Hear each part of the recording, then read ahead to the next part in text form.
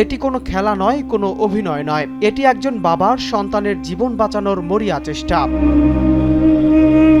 রান্নাঘরের একটা সাধারণ পাতিল, সেখানে ভাত নেই, নেই তরকারিও। তার মধ্যে বসে আছে ৮ বছরের একটা ছোট্ট মেয়ে। প্রথম দেখায় দৃশ্যটি অবিশ্বাস্য মনে হয়। কেন একটি শিশু পাতিলের ভেতরে? কি এমন ঘটেছে একজন বাবাকে এই পথ বেছে নিতে হলো? প্রায় জায়গায় এককুলু আত্রি আইছি বাচ্চারে বাঁচাইবার লাগে। গরো তো ওরা পানি আঠু পানি রান্দা বান্দাও না, বড় কষ্ট। আকাশ ভেঙে বৃষ্টি নামছে আর পানির নিচে লুকিয়ে আছে ধারালো ভাঙা টিন আর বিষাক্ত সাপ। দাঁড়ানোর মতো শুকনো একটা ইঞ্চি জায়গাও বাকি নেই পুরো গ্রামে।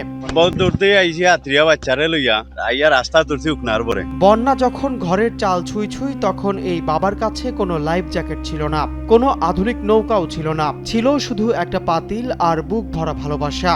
নিজের ৮ বছরের অবুঝ মেয়েটাকে এই পাতিলের ভেতরে বসিয়ে ২ হাত দিয়ে সেটাকে আগলে ধরেছেন এই বাবা। পানির তীব্র ধাক্কায় পাতিলটা বারবার উল্টে যেতে চাইছে। বাবার পায়ের পেশিগুলো হয়তো ক্লান্তিতে অবশ হয়ে আসছে, কিন্তু বাবা থামছেন না, থামার উপায়ও নেই। এই দৃশ্য এখন শুধু একটি ছবি নয়, ভয়াবহ বন্যায় মানুষের অসহায় জীবনের প্রতীক হয়ে উঠেছে। মানুষের বহুত ক্ষতিও হয়ে গেছে গিয়া।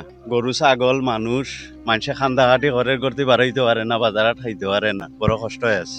ঘটনাটি ঘটেছে মৌলভীবাজার জেলার রাজনগর উপজেলার কামারচাক ইউনিয়নের আদমপুর গ্রামে। এই দৃশ্যই বলে দিচ্ছে কতটা ভয়াবহ রূপ নিয়েছে মৌলভীবাজারের বন্যা।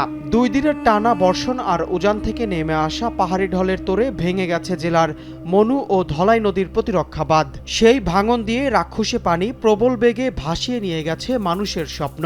লোকালয় এখন এক অতল সমুদ্র।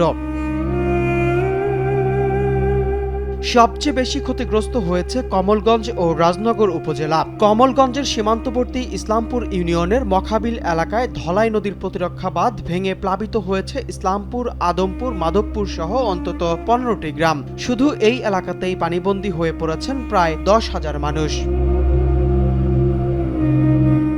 শুধু মানুষের ঘরবাড়ি নয়, বন্যার করাল গ্রাসে তলিয়ে গেছে মাইলের পর মাইল গুরুত্বপূর্ণ সড়ক। আদমপুর ইসলামপুর সড়কে পুরোপুরি বন্ধ হয়ে গেছে যোগাযোগ। পানির তীব্র চাপে ধসে পড়েছে নূরজাহান চা বাগানের একটি কালভার্ট। শিক্ষার আলো ছড়ানো বিদ্যাপীঠগুলো আজ পানির নিচে বন্দী। মাঠের পর মাঠ, কৃষকের বুক ভরা আশার আউশ ধান ও সবজি ক্ষেত এখন পানির নিচে। কিন্তু এসব পরিসংখ্যানের বাইরেও একটি ছবি আজ মানুষের হৃদয়ে জায়গা করে নিয়েছে। একজন বাবা ২ হাতে একটি পাতিল ধরে বুক সমান পানি পেরিয়ে যাচ্ছেন। পাতিলের ভেতরে ৮ বছরের মেয়ে। সেই ছবিটি যেন মনে করিয়ে দেয়, প্রকৃতির সবচেয়ে বড় দুর্যোগের কাছেও একজন বাবার ভালোবাসা হার মানতে চায় না। যতক্ষণ তার ২ হাত শক্ত আছে, ততক্ষণ তিনি সন্তানের জন্য শেষ লড়াইটুকু লড়েই যাবেন।